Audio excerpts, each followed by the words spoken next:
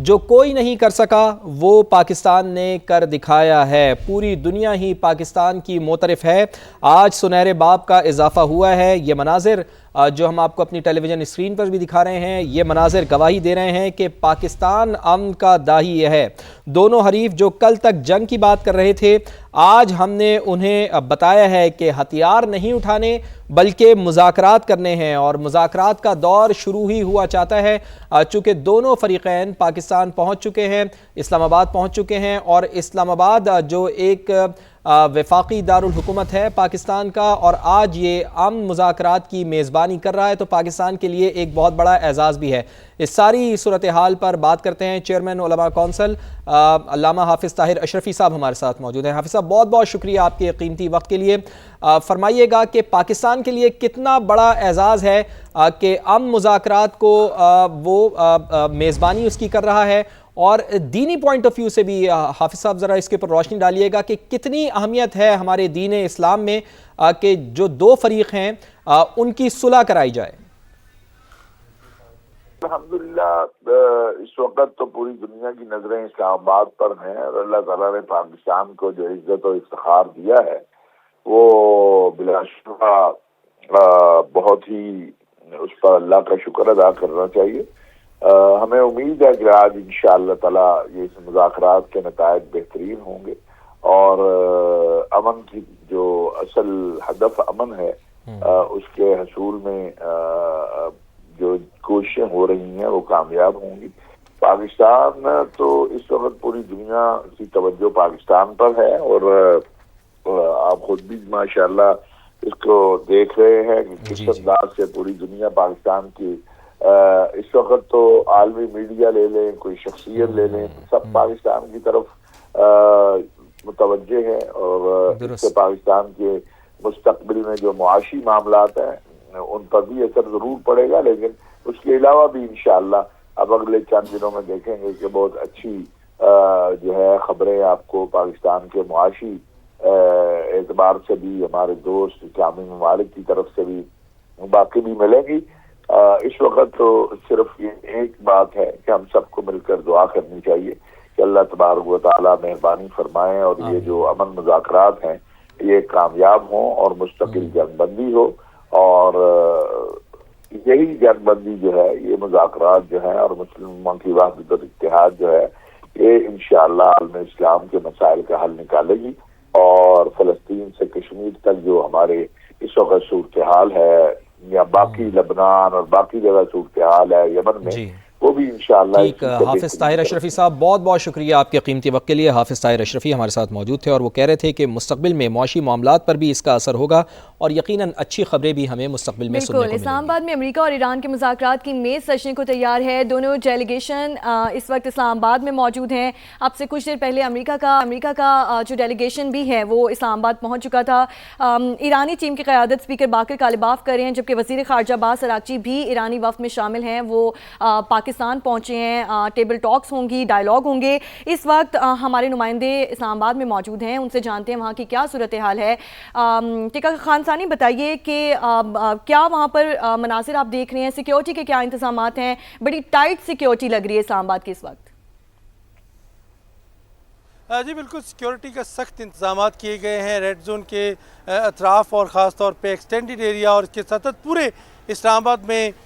High security इस वक्त मौजूद है, और 10,000 से ज़ायद नफरी जो है वो तैनात की गई है मुख्तलिफ़ औकात में, और ख़ास तौर पे एयरपोर्ट से लेके रेड जोन तक मेहमानों की आमद के हवाले से भी जो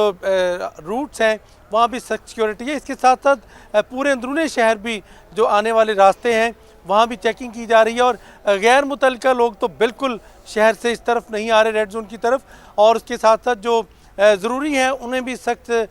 चेकिंग के बाद ही आना पड़ता है। दूसरी तरफ वजारत दाखिला में बाकायदा एक कंट्रोल रूम कायम किया गया है, जहाँ से सारी सूरत हाल को CCTV कैमरा, सेफ सिटी और हेलीकॉप्टर के ज़रिए भी इसकी सिक्योरिटी का इंतज़ाम किया गया है। और ये मुसलसल तीसरा रोज़ है कि इस्लामाबाद में हाई अलर्ट है और सख्त सिक्योरिटी के इंतजामात हैं। आज लोकल छुट्टी है, तातील कर दी गई है। 2 दिन से इस्लामाबाद में तातील ही है और तीसरा दिन आज सैटरडे को भी खुसूसी तौर पे नोटिफिकेशन जारी किया गया है। दूसरी तरफ अगर बात करें तो आज वो घड़ी आन पहुंची है, मुज़ाकरात का आज अमल शुरू होगा। बाकायदा तौर पे दोनों ममालिक जो कि कशीदगी में बराह रास्त उस पर इन्वॉल्व थे और वो दोनों ममालिक जो हैं जिन्होंने सीज़ फायर की पाकिस्तान की पहली कोशिश को कामयाब बनाया, आमादा हुए, आज वो दोनों ममालिक जो हैं उनके वफूद पाकिस्तान में मौजूद हैं। एक तो आज सहरी से पहले कुछ टाइम ईरान का वफ्द आ गया था जिसपे 2 रुकनी वफ्द हैं। वज़ीर ख़ारजा ईरान के हैं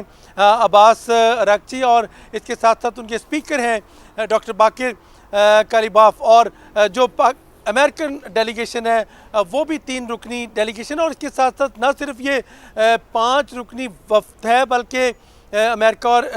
मुज़ाकराती वफ़द जो अमेरिका और ईरान का, बल्कि 7 मॉमन टीम जो है वो भी मौजूद है, ख़ास तौर पे सिक्योरिटी के हवाले से जो एक्सपर्ट हैं और साथ साथ पॉलिटिकल एक्सपर्ट हैं इसमें, और इकोनॉमी के एक्सपर्ट हैं, और ये मॉमन टीम जो है वो भी यहाँ पे मौजूद है दोनों ममालिक की। और ख़ास तौर पे ईरान और अमेरिका के जो जर्नलिस्ट हैं उनको वीज़ा ऑन अराइवल की पाकिस्तान ने सहूलत दे रखी थी और वो भी गुज़श्ता 2 से 3 रोज़ तक यहाँ पे ऑन अराइवल उनको वीज़ा की सहूलत मौजूद है। दीगर ममालिक के जो जर्नलिस्ट आ रहे हैं उन्हें भी जो वफाकी वज़ीर इत्तलात व नशियात अता तारड़ के मुताबिक उन्हें भी इस तरह की सहूलत फराहम की गई है और उनकी कवरेज के लिए कन्वेंशन सेंटर में बाकायदा तौर पे एहतमाम किया गया है। अमेरिकन और ईरानी जर्नलिस्ट आमने सामने होंगे और वफ़द जो है वफूद जो है वो भी आमने सामने होगा, और पाकिस्तान फैसिलिटेटर है और यकीनन जैसे पाकिस्तान ने दुनिया में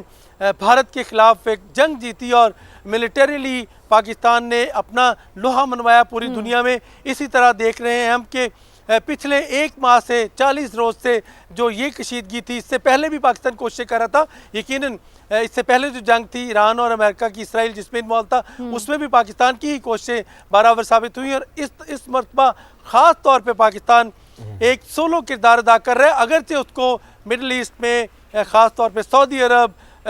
इसके साथ साथ हम अपना ब्रदर इस्लामी मुल्क तुर्की, इजिप्ट और दीगर कंट्रीज़ जो हैं उनकी हिमायत हासिल है, और पाकिस्तान को ख़ास तौर पे यूरोपीय ममालिक हैं उनकी भी इस हवाले से मॉरल सपोर्ट है, राब्ते हैं वज़ीर ख़ारजा इसहाक़ डार के मुसलसल यूरोपीय ममालिक के साथ, अफ्रीकी ममालिक के साथ, एशियाई ममालिक के साथ, पूरी दुनिया सो एक हमसाया भारत के और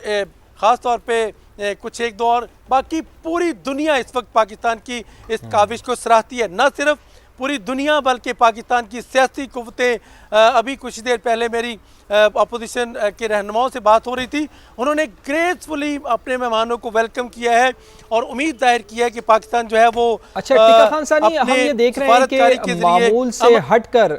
मामूल से हटकर वफाकी दारुल हुकूमत इस वक्त एक मंजर पेश कर रहा है। मैं आपकी तरफ दोबारा आऊँगा, ब्रिगेडियर रिटायर्ड अहमद सईद मिन्हाज साहब ने भी हमें ज्वाइन किया, उनको भी शामिल गुफ्तगू करते हैं। ब्रिगेडियर साहब बहुत शुक्रिया आपके कीमती वक्त के लिए। फरमाइएगा कि एक तो मजमूई तौर पर इस मुज़ाकरात के हवाले से आप कितने पुरुम्मीद हैं कि ये मुज़ाकरात हल हो जाएंगे और इस मुज़ाकरात के ज़रिए ये तनाज़ा हल हो जाएगा, चूँकि ख़ास तौर पर